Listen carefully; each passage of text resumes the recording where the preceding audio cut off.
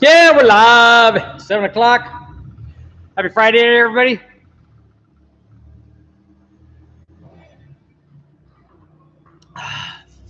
Beagle, the door is open. Tonight, we're going to be talking about this.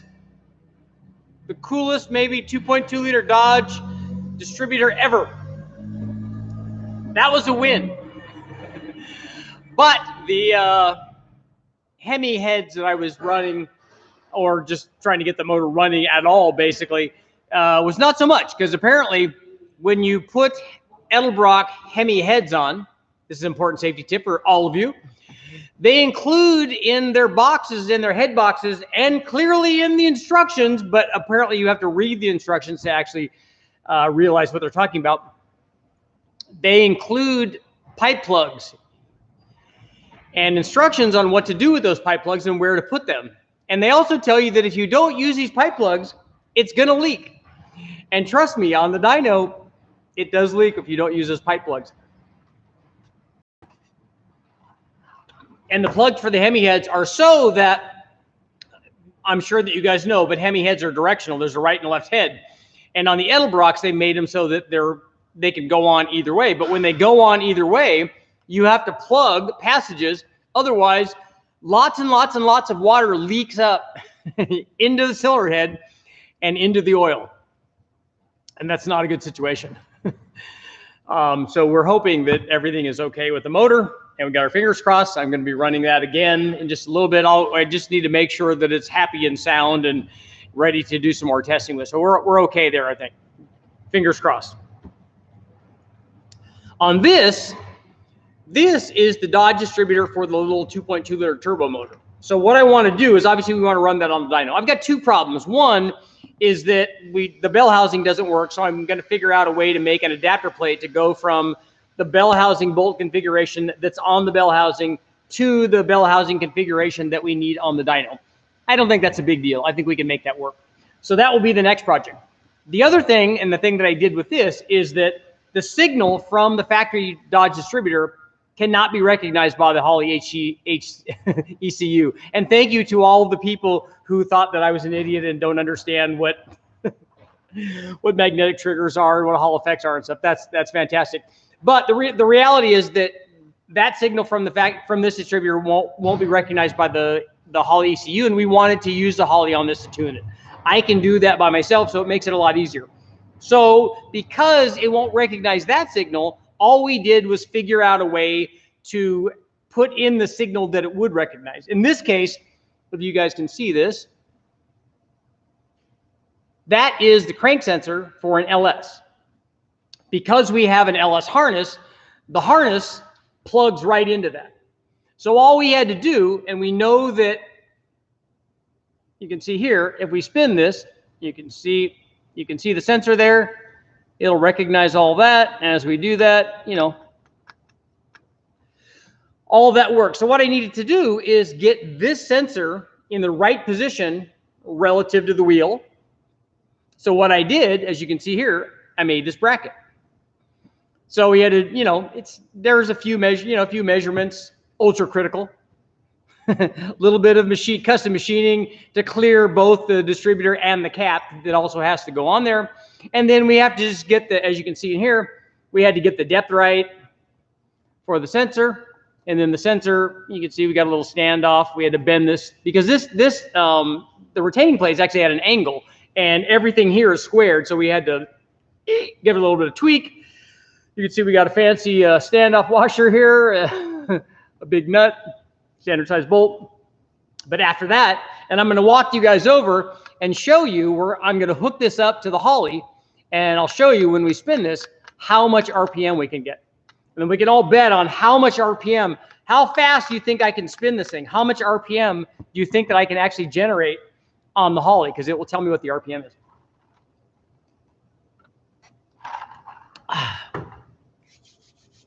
We could be better. We could be worse. Okay, pipe plug is leaking. Hemi head, you're all caught up. You missed all of that? Come on. Yeah, so, and right now, we don't know if the 2.2 is good. It's the 84, the first year that they came out. It came out of a 600. It came from the wrecking yard.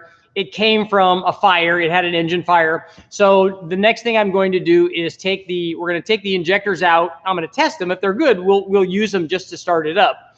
If they're not good, I'll replace them. We got lots and lots of injectors. That's not a problem. So we'll hook those up. We can hook this distributor up now that we know that we have a sensor and we have a signal. And what we can do is I'm going to attach the bell housing to the motor. We're going to put the starter in because I have the starter for it. We're going to mount the bell housing on the engine stand, and then we're going to see if we can get it to fire up and run it on the engine stand, which will be really cool. At the very least, we can, if we run it and it's bad, at the very least, we can spin it over the starter, and I can do a cranking compression test, because then I could tell you, I did a leak down already, and it seems to be okay. It's certainly better than some of the other motors I've ran, so it should work out fine. So I'm hoping that that's okay, and it would be awesome to be able to hear it run on the dyno, and on the engine stand. And if it does, if I'm able to do a stand start, then I'll definitely do a video on that, which will be very cool. Everybody loves watching those things start up on the stand. The other thing is we're working on the 3800 Series 2 motor, and fingers crossed, we're going to put that up on the dyno possibly this weekend, maybe Monday, and see if we can get that thing running also. We think we figured out, thanks to help from you guys out there, how to get it to run with the Holly. So if we can do that and start it up, that's more good things, because I can do a little bit of testing while they're doing filming here for Engine Masters, and we can do the stuff late at night, because you know how we roll, you know what we do. So right now what we'll do is we'll take this fancy new distributor. Wah. I'm so excited about this. Wah, wah. I like when I get to fabricate stuff, especially, things like this. Wah, wah. So we'll go over and I'll hook this up to the Holly, and we'll see how much RPM we can get. Let's see. How about boosting a VW air-cooled engine on the dyno? I don't know if they can even hook up a VW on this dyno. Could you tell me some recipe for a Chevy 4.3 liter? Take a look at the 4.3 liter videos that I have up. Just tell me how much power you want. Most guys just do a mild cam. If you want to do more than that, you can obviously port those heads. The heads are decent on especially the Vortex stuff, the later stuff. There's not a lot of aftermarket support in terms of cylinder heads. Brodex had or has some stuff. They're not cheap. There's lots of cams for them. There's very few intake manifolds for them. Larry, 350 RPM, that's a lot. Cheers for my engine. Literally, I'm standing in my engine bay. Nice. Talking 2.2 liter turbo, Mazda powerhouse Evo killer. I don't know about all that, but they are cool though. Turbo Corvair and run on E85. You know who had a really cool Corvair running on, I think he was running on alcohol. I don't know if they were running on a methanol or E85. I might have been methanol. The guys at Kenny Bell had one that they used to take out to Glamis. So it was pretty cool. Run the 3800 just turbo, or going to run blow through stuff. We're going to run, if I get it running and it's in good shape, we're going to do a ton of stuff. I mean, I have a lot of stuff planned for the 3800. We're going to run it with boost and the various pulleys, because I've got a bunch of pulleys and stuff. I've got headers for it. We've got different exhausts. We want to try different cams. We want to try ported heads. We're going to do a turbo by itself with an NA intake. We're going to do a compound turbo stuff, all kinds of cool stuff on that 3800. Help send my Hemi pistons to the moon. You can just add a turbo. It will definitely do that. Yeah, it finally dawned on me that when we figured out that, because what we did was took this sensor and just held it above here and spun it. We're like, okay, we can get a signal there. That's obviously working. So then it was just a matter of, okay, what do I need to make that work? And the first thing that I thought of was, okay, we're obviously going to drill, you can look in there, obviously going to drill a big hole in the side of the distributor. That's a must. You have to get the sensor in there. And then we're thinking, okay, what if we, JB Weld is kind of always my go-to thing. So I can fashion the JB Weld, machine it to accept the sensor. But I thought, that's not going to work very well. And then I thought, well, I can have somebody weld up the distributor, but I don't know how good that metal is and stuff, and it's probably porous. That's probably not going to work very well. And then I saw that this was flat, here on this side right here, and I'm like, dude, that's like a piece of L angle. And I wasn't even thinking L angle at the time. I thought, okay, all I have to do is bend a piece of metal and then put the sensor in, and that should line it up perfectly. And then, as luck would have it, I walked over back into the back at West Tech and found this piece of L angle. And I'm like, it's like it was meant to be. And then I just, you just do measurements to get it to the right distance and stuff. And actually, with all of that, and I was very surprised, I nailed it my first time. That doesn't happen very often. But let's walk over and we'll hook it up to the Holly. Also, they're running some kind of twin turbo 69 Camaro over there, so we'll go take a look at that. And I'll try not to pull the camera out because, I'm not saying that hasn't happened before, because it has. So we'll take a walk on the wild side. Hopefully my friend that I had to kick off last night is not back here, because otherwise I'll kick you off again. Once you're gone, you're dead to me. You must behave. And don't worry, I'll send your $1 back. Yeah, look at that. What? Tell me that's not just a little bit fancy. Yeah, I know. Jelly. You guys are all jealous. Especially if this guy back here. That's T-Dog. Issues on the tune. Yeah, Troy's responsible for finding the water leak. That's what he's going to tell everybody. I don't know if that really happened. Here's the... Look at this. This is the fancy bench testing setup that we got going on. All of this for this one little distributor. There's a lot. There's a lot. I'm not going to lie. Okay, I'm going to get you guys set up here. You guys can watch while we're setting all this up. Distributor. This is our plug. Plug that baby in, like that. Set up our laptop. I'm going to start it. That's okay. You can start it. You got to do what you do.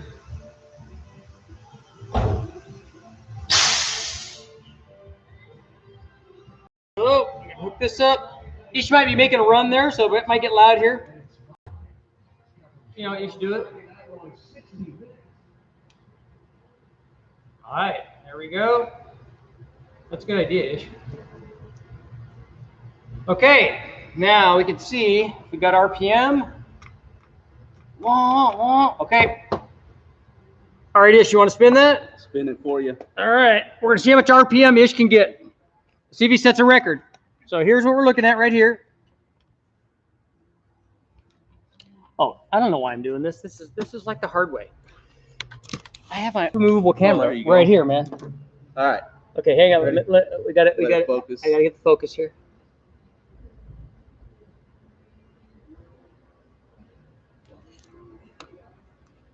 Stupid light, man. It's killing me. There we go.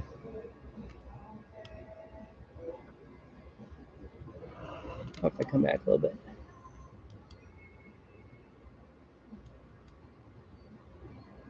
And it does not want to focus very well, does it? Likes my finger. Okay, come on. Let's get some RPM. Yeah, 400. Oh, I saw 500. Come on, just go for the record. Whoa. Oh, I saw like a 550. I'll get a drill. Yeah. What's that? Yeah.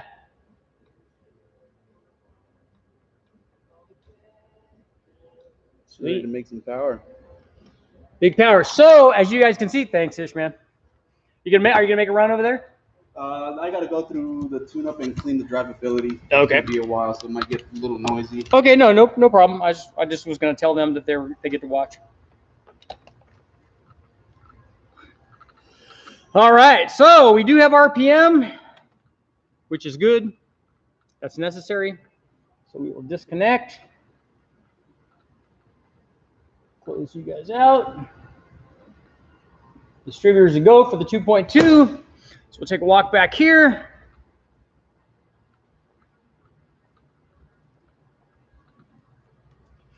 Wah, wah, wah. So this is the little gem right here.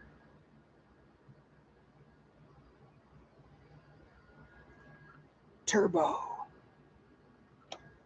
So hopefully we can put the stand on there, put the bell housing on there, make some noise on the stand. Fingers crossed, you know, you never know till you try it. Oh, I'll take you in and show you the Hemi. Cool stuff going on there. So I'll show you right down here. Right, there you go. Right next to the head bolt.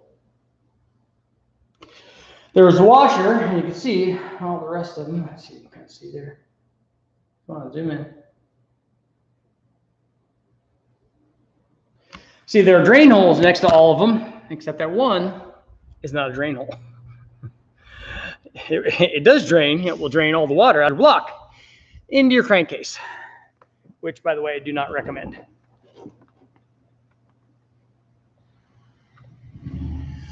Okay, where are we at here? This is all good. It's all good in the hood. I think he's going to make a run over there. I'll be right back.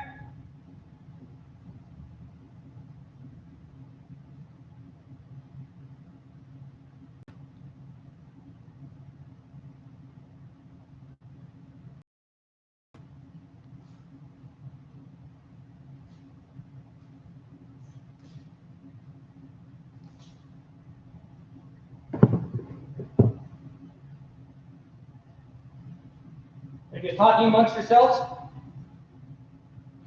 Sweet.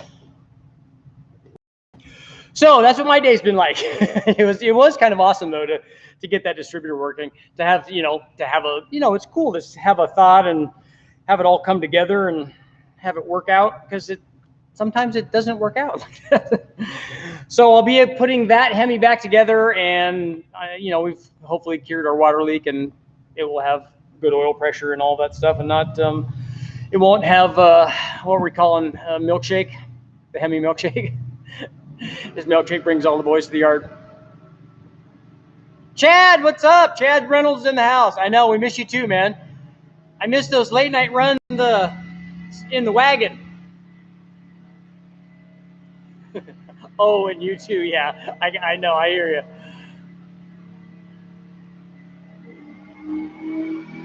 I know, like, you guys are gonna like engine noises. That's a really nice.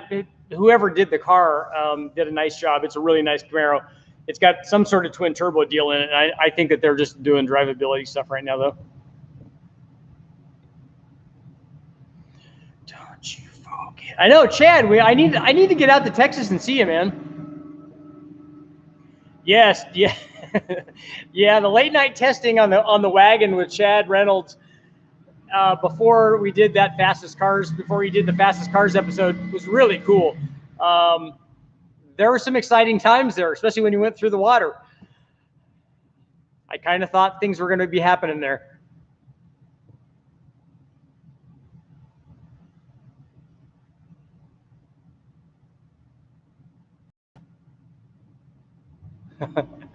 I'm reading, my girlfriend is annoyed that I started watching you. Tell her I said it's okay. I'll write you a note if you need.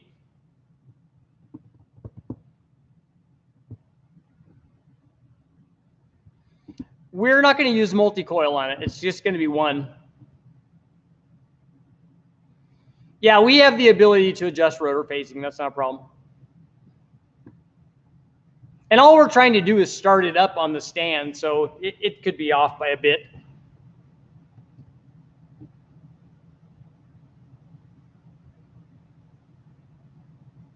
Yeah, they did.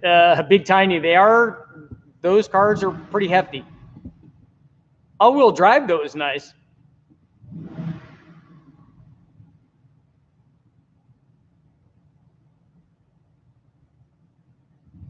Let's see if the 2.2 can make 800 horsepower. So what's the most somebody has seen out there from one of those things?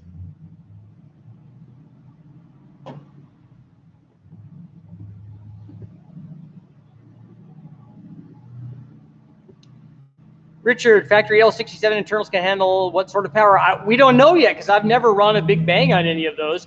But I would imagine a fair bit because they are factory forced induction motors and they usually do a pretty good job on those.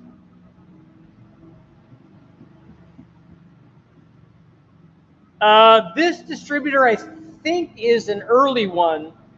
I think it's a, I think it's the NA throttle body.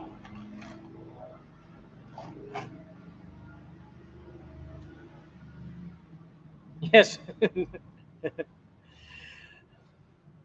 Dear VK's girlfriend, VK was too well to watch 90 Day Fiance today. I hear you. At least 320 horsepower. You think that? So are you saying that the 320 horsepower is all that they'll make?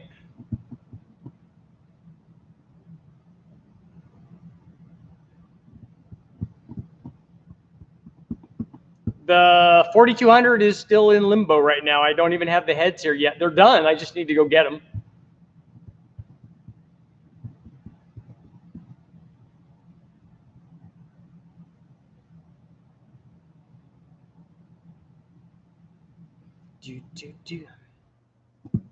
Heard rumors 2.2 around 400. No, guys are making 500 or 600 at the tire with those, because I know that guys are running nines with those.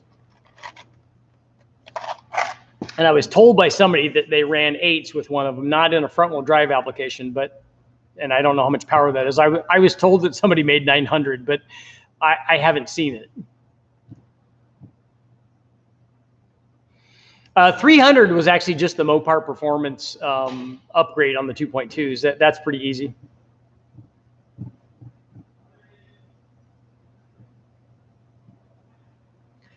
So were those large exhaust manifolds that you used for the 360 Magnum test just on the early 360s? That's what I was told. I don't know anything about the 318s. I haven't done any research on it. The guy that sent them to me told me what year they were from and that they were from the 360.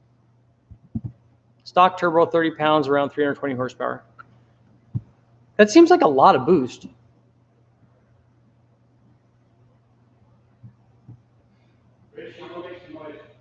You're going to do what? All right.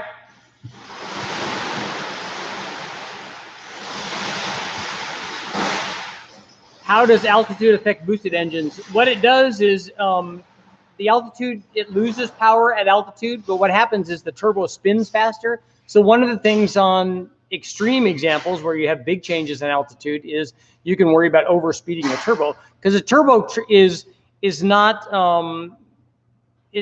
how much power it's trying to make is not determined by RPM. Basically, it's not limited by RPM. It's regulated by boost. So it will keep spinning, trying to make that boost. And at high altitude, it's going to have to spin really fast to do that.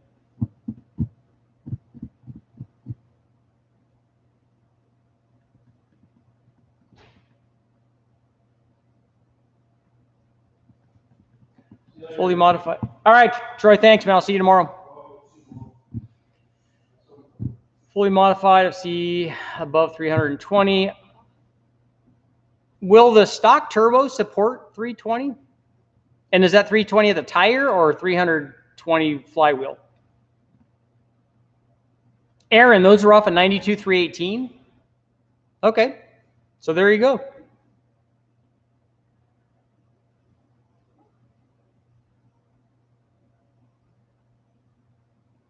Yeah, the altitude affects it because there's fewer oxygen molecules per given volume. So you need to find extra oxygen molecules. It's hard to do.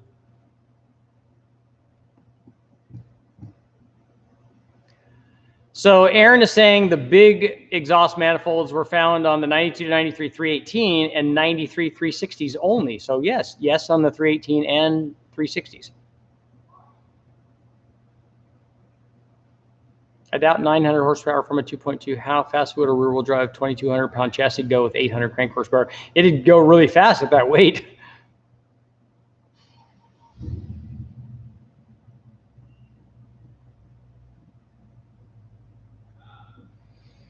Yeah, I thought somebody had gone nines in a front-wheel drive setup.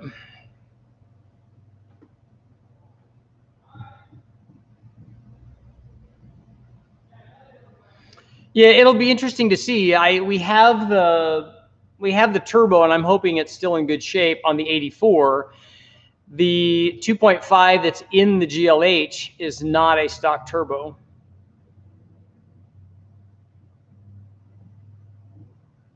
Andy, how about the vortex flow numbers? I don't even know where to find those.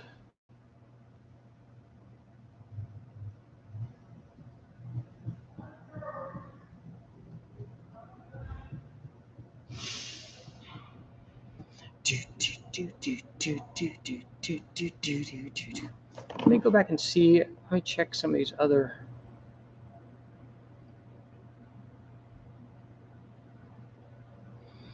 Bob, this 84 that I have is a draw-through setup with no intercooler, and that's what the early ones were.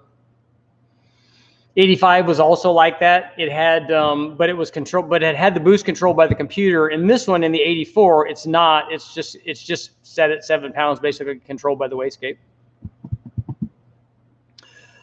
What is the pile of wires up on this Magnum? Just pay no attention to that. That Magnum crate motor may or may not have the keg manifold on it.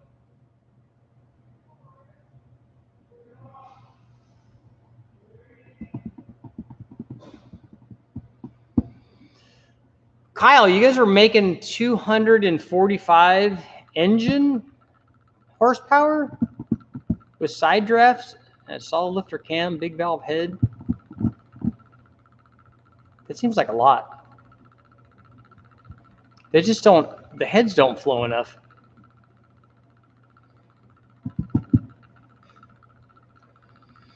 BW Cords is here. Hey, did you see did you check out the distributor that I made? Well, I didn't make the distributor. I just made an adapter plate to put the right kind of sensor on it. The 4200 in the Nova would be good. Brian, what's up?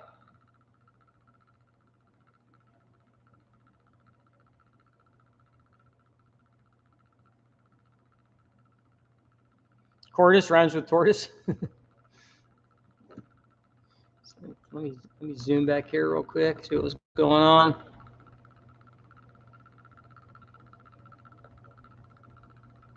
I got most of those.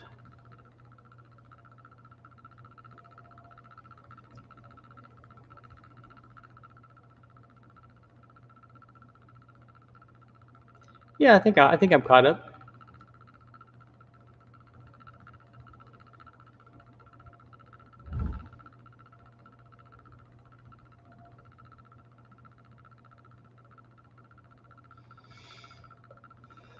Yeah, we thought about doing, somebody mentioned a crank trigger. We thought about doing a crank trigger on it, but it's just, you know, it's just buying more stuff. And this was, we had these sensors and I had that L bracket. So, and it was easy for me to notch out a section of the distributor because I have a few of those distributors now. So it was an easy deal. Plus I like making it work from the stuff that we have, and we have stuff laying around. Richard, you have to put a big block in the Nova. I have one. I have a 454, a Gen 6, just sitting around. It's never even been run. Well, it's been run a lot before I got it out of the wrecking yard. I want to see a 5.7 Hemi Big Bang. Well, look at the video that I put up that says 5.7 liter Hemi Big Bang. Yeah, Brian, did you see the distributor? We just did an RPM test on the distributor, turning it by hand.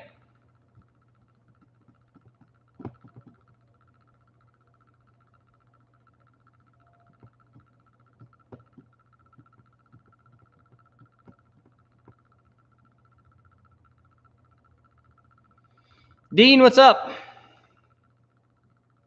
Yeah, the distributor was a no budget deal. I first thought about going down and figuring out some sort of pickup that I could put inside, like we were going to just take the other guts out and drill and tap and you know, finagle something in there that would work. But then the external bracket, because there were already bolt holes there to bolt it to, so I thought, that's just too easy. We got to do it that way.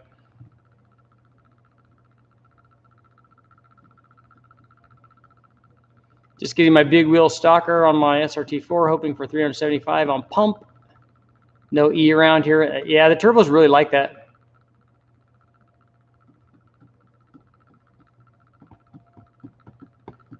So, Mike, you're saying you can't put a cam in a Hemi? Have you ever tried fuel distribution issues with different rocker ratios with a carbureted V8?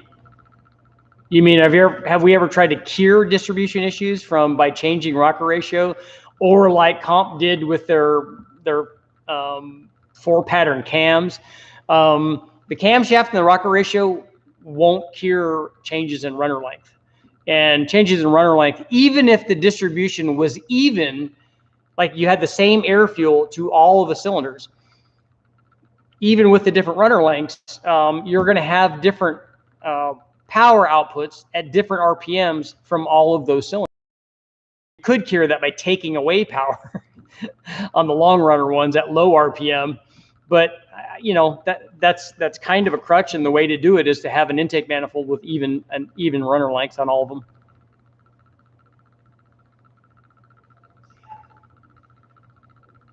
Loud exploder, following this build, just got an 89 Caravan 2.5 turbo, nice. Let's see. Likes are hanging at about 50%. How much difference in timing do you think the twisting of a crankshaft creates under load? And note, Mopar put the crank trigger at the center of the Gen 5 Vipers because of this. Well, and it would be worse on a V10 and a V12. I can tell you this, that when Ferrari was doing V12 Formula One engines, when they ground their cams, they ground twist into the cam, so that they assumed, because of the way that they were driving the cam, that the front of the cam was going to rotate, you know, faster at a different rate than the back of the cam. So the cam lobes had twist to them to offset that. So they know that there's deflection in that, and I would imagine that the crank does too. So you can have differences in timing.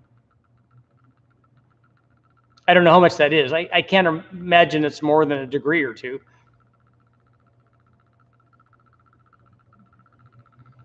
You should get a Pinto with a 2.3 to race the GLH. I just want to get the GLH running.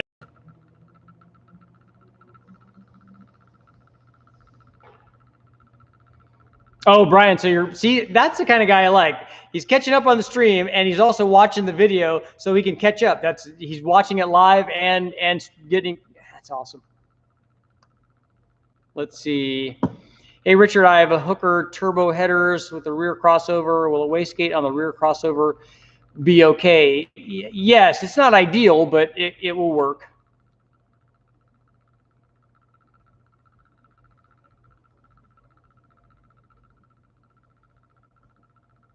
The valve dropping when you cam them is, I don't think that those two things are related. They drop valves with stock cams. That's an issue with the seat retention and not with camshaft.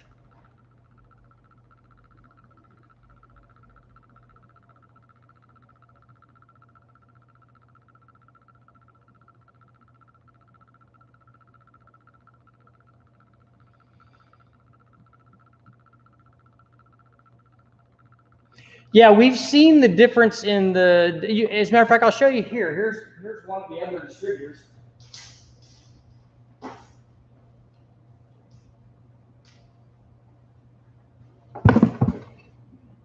So you saw the other distributor, it basically had 4. But on this style, the windows are actually in the rotor. So we take that off, you can kind of see that. So they're on this.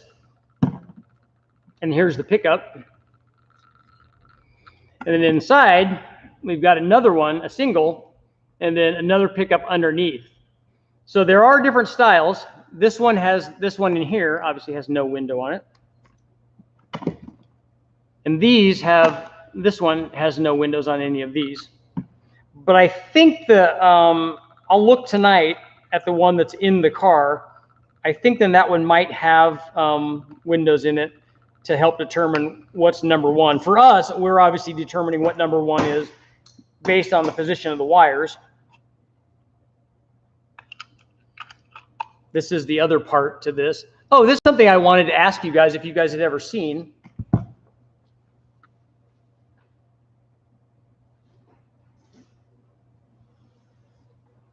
So I was I'm sure that the 2.2 guys have seen it. So I was taking apart the distributor, and I wanted to pull the plug wires out because we wanted to, we were playing with the cap and stuff, and I wanted to not be dangling the plug wires around.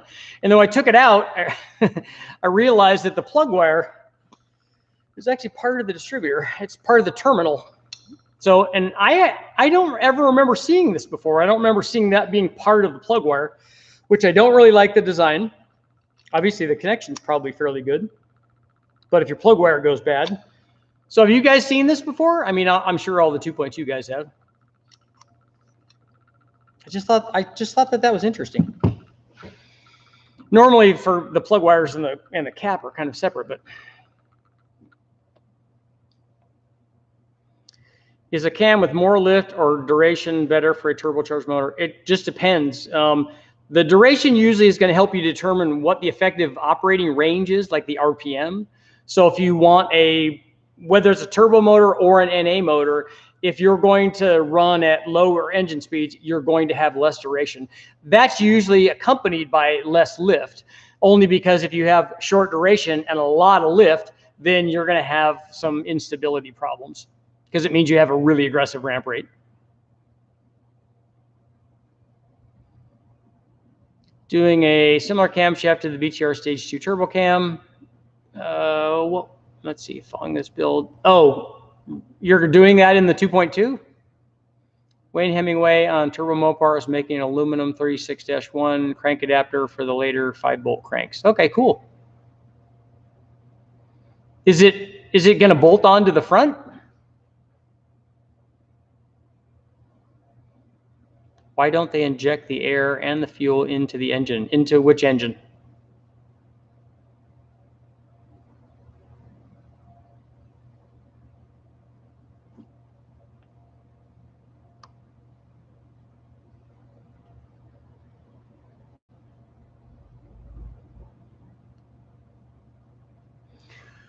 How close are the Magnum LA heads to a small block Chevy? The pan looks like it would clear in a Nova. I don't know.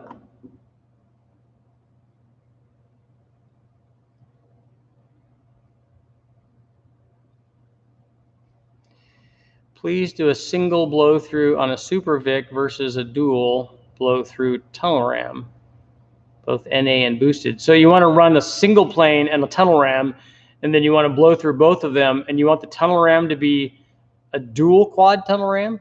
I think that's a lot of problems to go through for no benefit. What kind of carb spacer should I run under an AVS? I don't know. I've never tested that. It has less to do with the carburetor than it does to do with the intake manifold. Dan, I would think logically that the Slant 6 would have bad fuel distribution, but I'm told that it's actually very good. So maybe they did their homework and it works out. Because before, even back then, when the Slant 6 was running around, when it was new, they did a lot of development work on those things. Any chance of getting a Maserati head? No, probably not.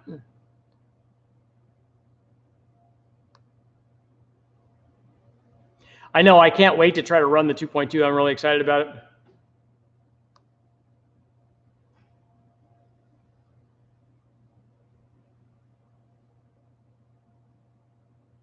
So, Tim, you had 2 screens going so you could watch both the WWF and WCW. I forgot our spacer tests you just did. Did you have O2 sensors for each cylinder? Would that be a good test to see how a spacer affects distribution? Yeah, it would. We didn't do that, though.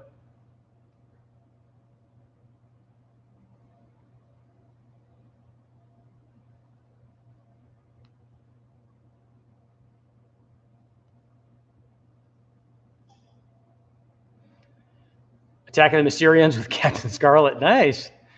Wow, that's an esoteric reference.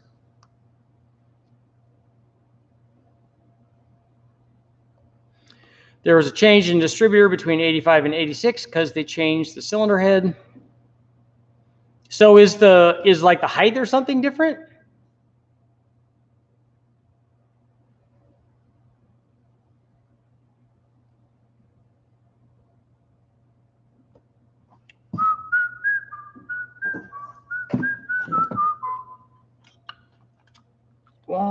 wah, wah, wah.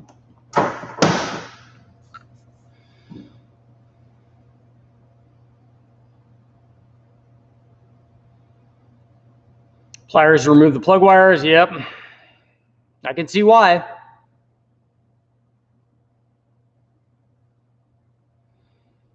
So do they make a cap upgrade for this that has a conventional cap and conventional wires?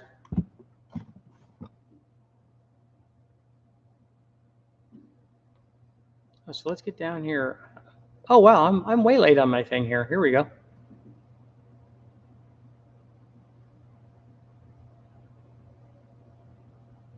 Big Bang Chevy LQ1. What is an LQ1?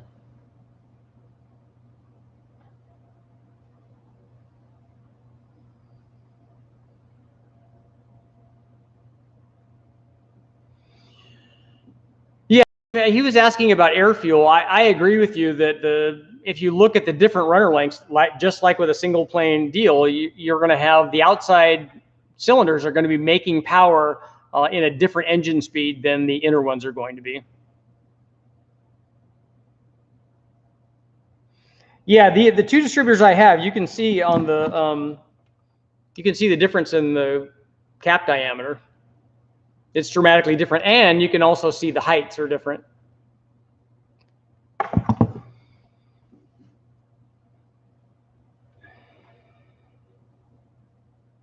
Front wheel drive makes a conventional cap. Nick, rebuild the 4.8 or swap to a 5.3. You're going to get more power everywhere with the 5.3 because even if you rebuild the 4.8, it's still not going to make the torque that a 5.3 does. Take a look at the video that I have where we did the 4.8, the 5.3, the 6.0, and the 6.2 all stock, and you can see what the gain is. It's a big chunk of torque.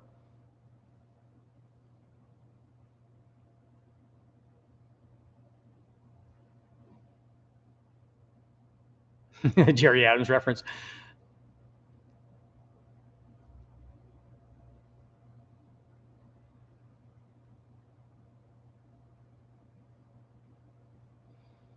Oh, Brian, they had modified stuff they epoxied in. Yeah, I don't know if I want that. I just thought somebody had done one that, I mean, I don't know why you couldn't do a standard cap that just has, where they're built in. Let's see, 38 pounds of boost, 2-point turbos can handle it. The 36-to-1 adapter will bolt to the front and use a Ford 36-to-1 wheel or a do-it-yourself auto tune, and then you can cut all the tabs off the distributor wheel, but one for the sync and run full sequential. That'd be cool. Concerning the Maserati RT head, it would be better to use a Chrysler PT Cruiser 2.4 engine. Yeah, the whole thing, because then it's also bigger. I mean, it's not bigger than the 2.5, but it's definitely bigger than the 2.2.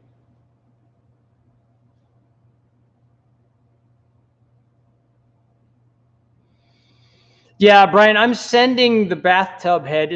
That's a G head, right? I'm sending that to David Vizard.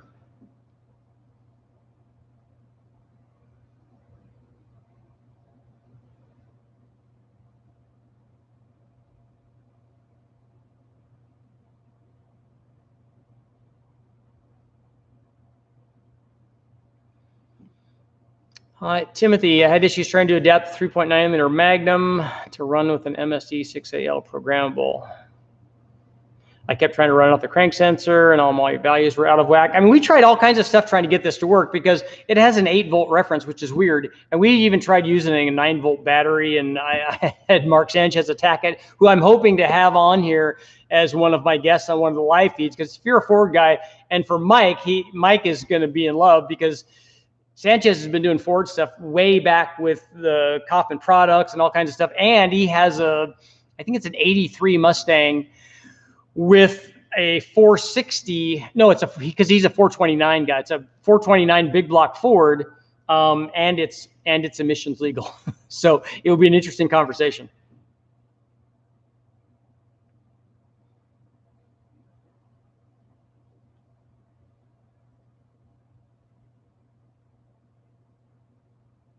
Matt's in the house.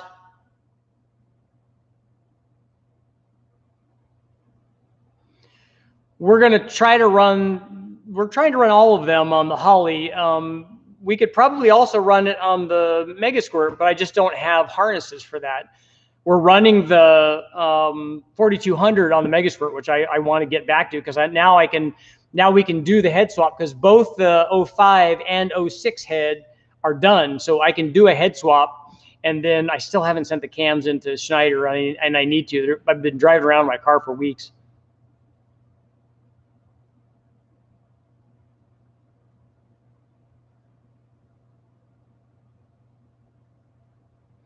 Brian, how much timing are you running under boost now?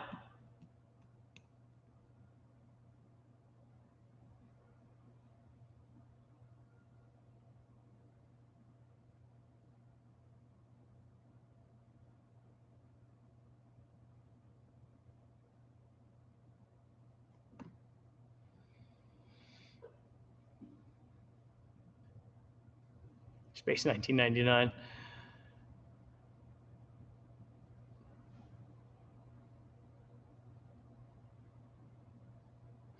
Yeah, he's a big Black Ford fan.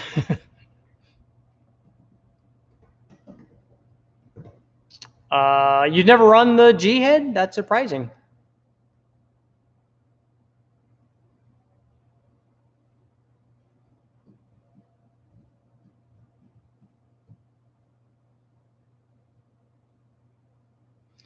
Oh, 10 degrees because the stock computer has some weird adaptives. Oh, okay. So even though you're telling it 10 degrees, it says that might be more of a suggestion than an actual rule.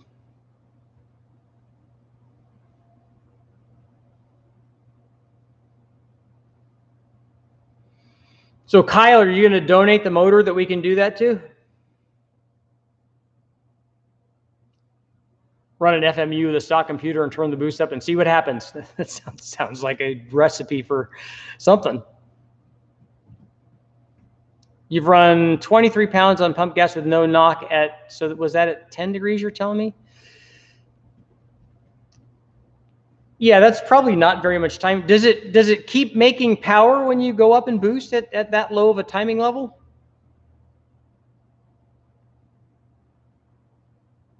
$23 on pump gas is a lot. That shows you that you have a lot of room left.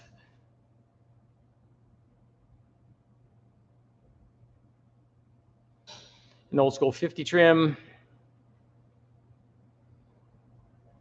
I'm assuming you have a good intercooler on that.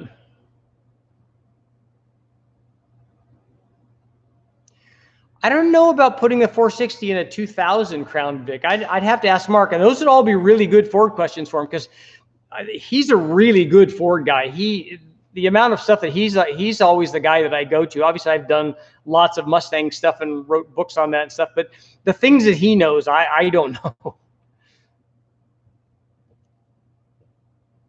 Oh, a big Spirko. It's a big front mount then?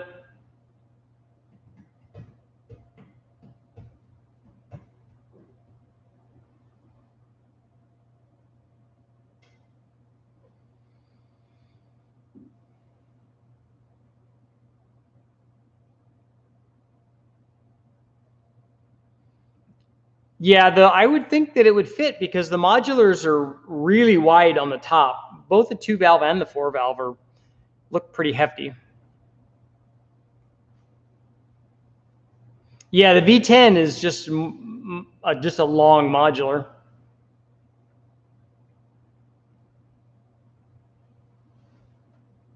Oh, so it's a supersized intercooler? So you supra-sized it. That's patent pending.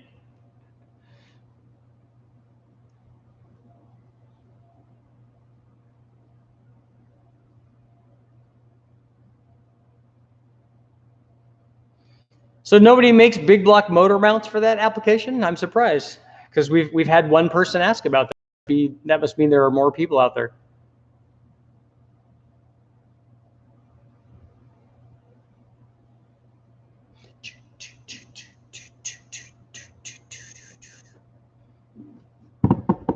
So did everybody watch the video that I put up on the comparison between the $5,000, $6,000 crate motor and the $500 to $600 junkyard motor? So which one of those would you guys pick? It doesn't seem like much of a comparison. Oh. it is nice to have new motors and not have to deal with like all the broken bolts that I have on that one, but still, it's a lot of money.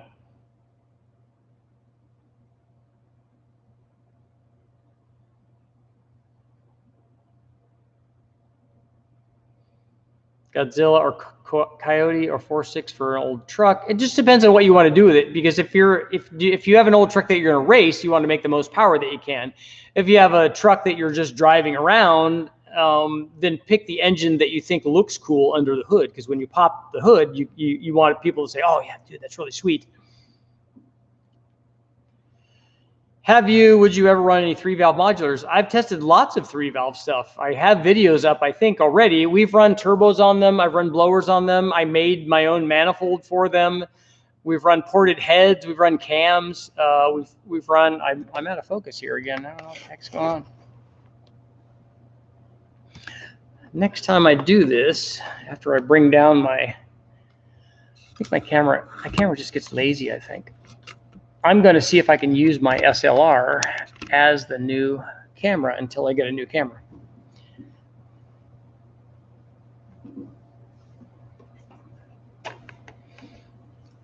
I think that the last thing David has is any extra time.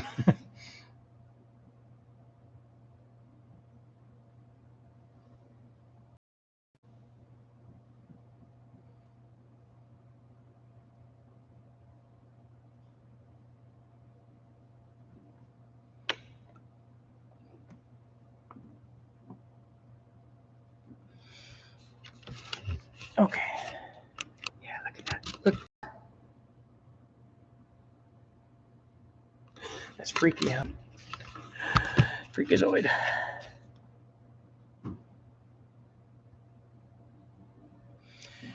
Definitely time for a new camera.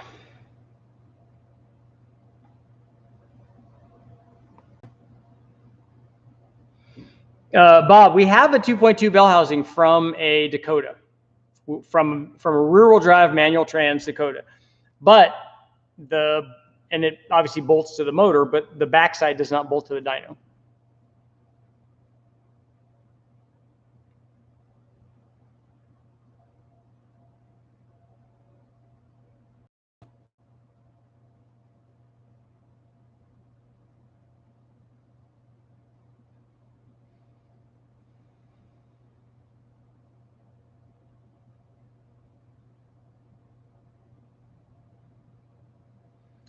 Maserati is going to smoke an 8-valve. Yeah, a 4-valve Maserati head should not even be in the same league. Even though they did go smaller on the Maserati ports and stuff, it's still going to be much better than a 8-valve is.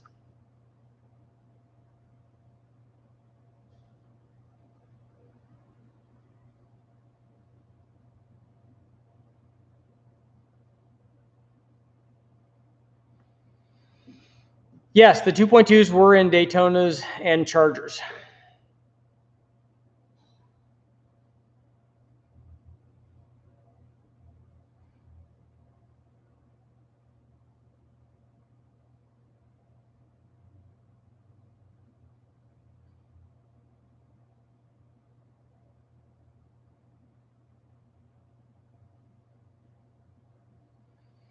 An all-motor 6-liter or 799 heads will work good.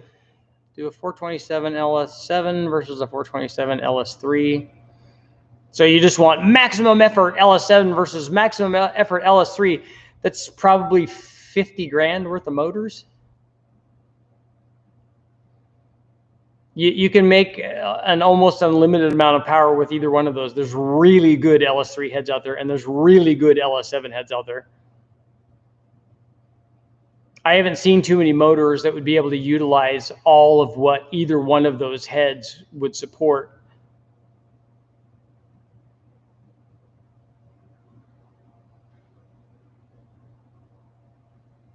Recommendations for getting some heads flowed in Southern California. Westech can do it here.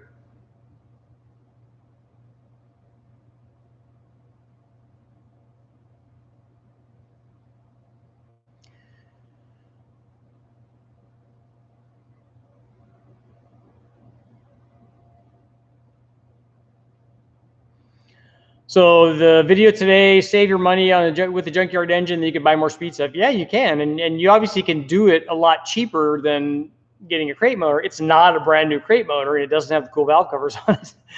But still, you know, from a power standpoint, and it's not surprising in that particular instance that they would make the same power, because they're really the same motor. They have the same everything, the same heads and cam, and not the same intake. The intake thing was kind of interesting.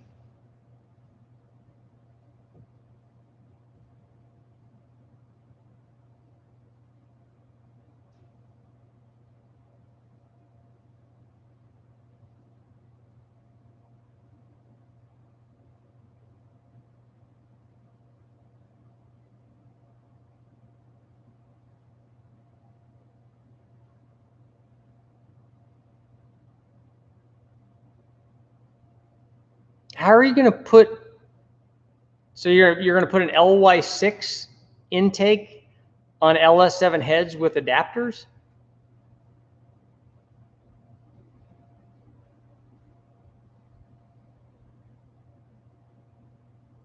On E85, what kind of power will 12-to-1 compression 6-liter make it? That doesn't tell me anywhere near enough information to try to guess a power output. I don't know what cam's in that. I don't know what intake's in that.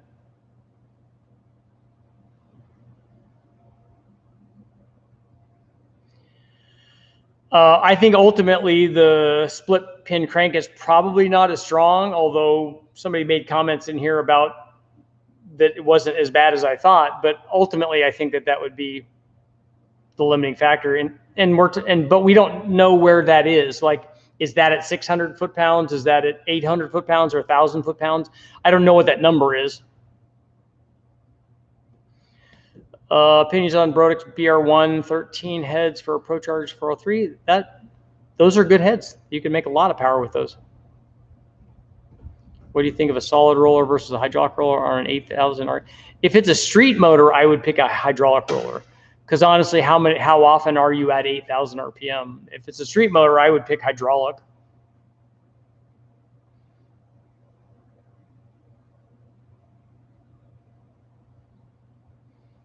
Can you put a carburetor on a flow bench? Thank you for reminding me about that. That's one of the tests I do want to do. I'm going to put a 4-barrel and a 2-barrel, multiple 4 barrels probably, and a 2-barrel on the flow bench, and we're going to flow them, because the 2-barrel and the 4-barrel, the CFM rating is actually at different depressions. So I want to flow them to see what they both flow, tested the same way, to see what the difference really is.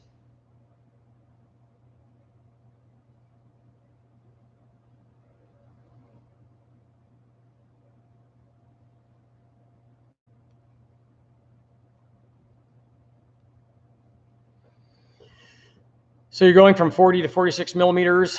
I think I think Westech might even have a Weber adapter plate on there. Yeah, Aaron, I'm with you. The only crate engine you can get is a JDM one. And if somebody happened to set it in a crate. And junkyard motors, you're also taking a chance. That's true. I mean, with a brand new crate motor, at least if it's not good, then you take it back. And unless you get the warranty at the wrecking yard, you can, but you're still out the time that it took to take it out, because they're not going to go take one out for you.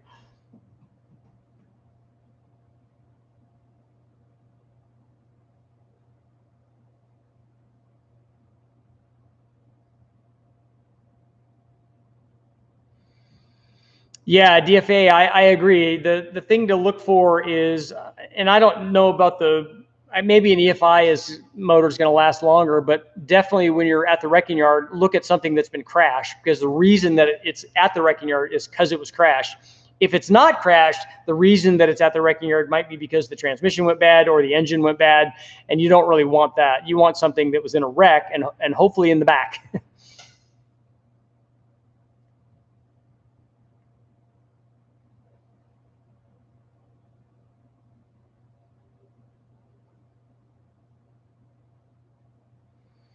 The DI definitely does help in an LT1 versus an LS3. And I haven't looked at the flow rate exactly on an LS3, but I know that my buddy Brian Tooley called me today, and they just made 565 with an L83 with a cam that's only 220 degrees of duration at 50. So I'm going to be doing a video on that buildup, but that's really, really impressive. What are your experiences with needle bearing roller cams? I've only seen them run here. I've never done anything with them.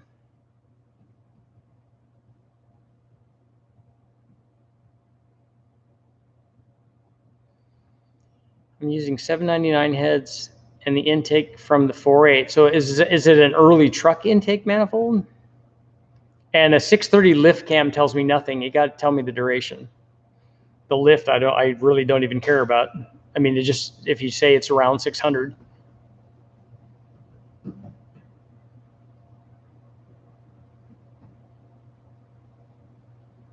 Yeah, pallet engines would be more accurate. Mine are tire engines. They not because they're tired. Some of them might be, but because that's where we set them when we go get them from the wrecking yard.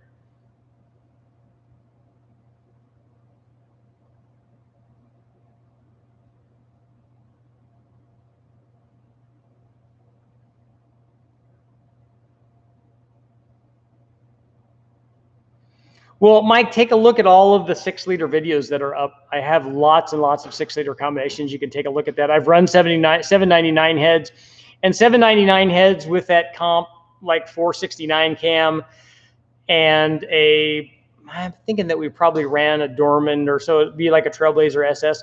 I'm thinking that that's like a 520 horsepower kind of motor.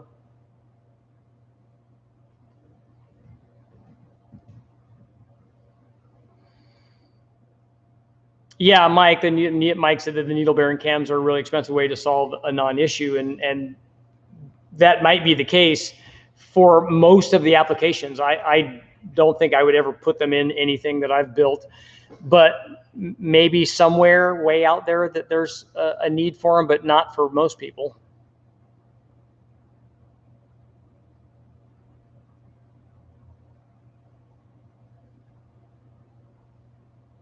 I had needle bearing roller motor. So was it necessary for the cam to have?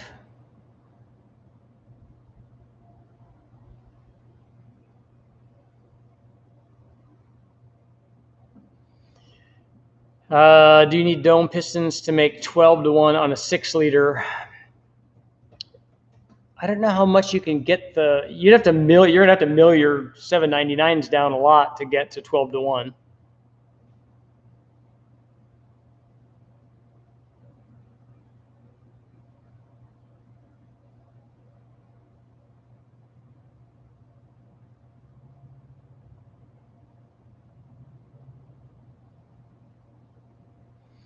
Is an L96 210 truck engine good candidate for an LSA swap? Yes, it is.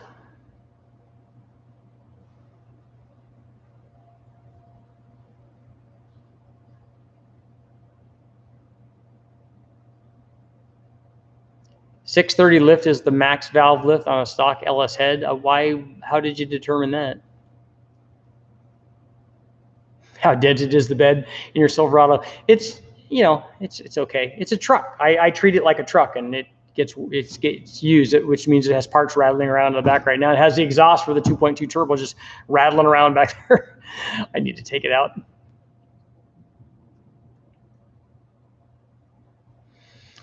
Yeah, I've seen guys try to weld pistons. There's an old wives' tale. I don't know if it's a wives' tale. There's maybe this happened, maybe it didn't, but I was told that out at Bonneville that somebody in the sand cast their own pistons. Wives' tales out at racers. It's awesome stuff.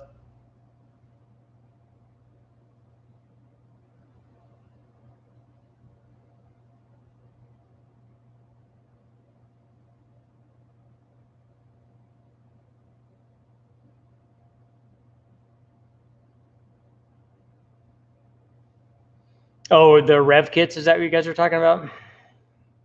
John, I had a friend told me that my car will run cooler with 110 or 112 degree lobe separation, versus the 106.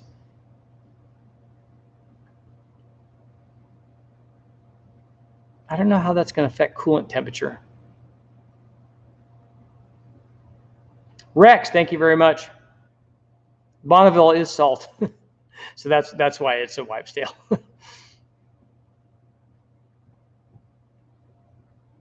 2 more minutes.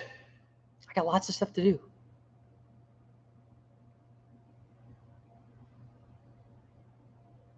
Are you good friends with Steve Brule and Steve Dulcich? Yeah, I like them both very much. More so Brule because I see him all the time because I'm here at West Tech all the time. I don't see Dulcich that often. He's a really good guy and knows a lot of stuff and he's very good at what he does. I just don't see him very much. I've been by to his place a few times. I'm going to go by and get some more stuff for the Magnum because he has some things I want to try to borrow, but not like I am with Brule.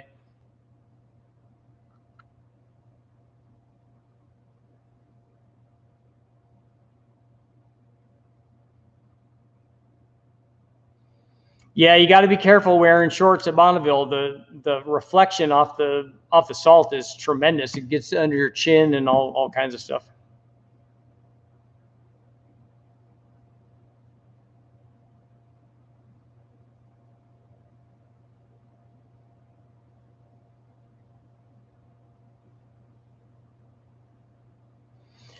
An AMC would be cool, but like I said, I can't do. I got to wear blinders. I can't look at any more motors because I got all this weird stuff that we're doing.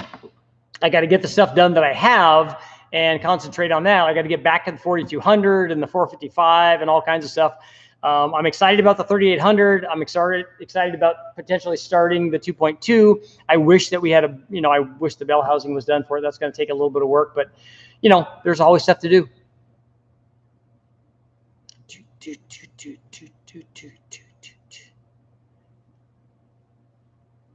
Oh, you think it was Burt Monroe that did it? The Sandcast Pistons? That would be a good story. Although he has lots of really good stories. That was the world's fastest Indian was awesome.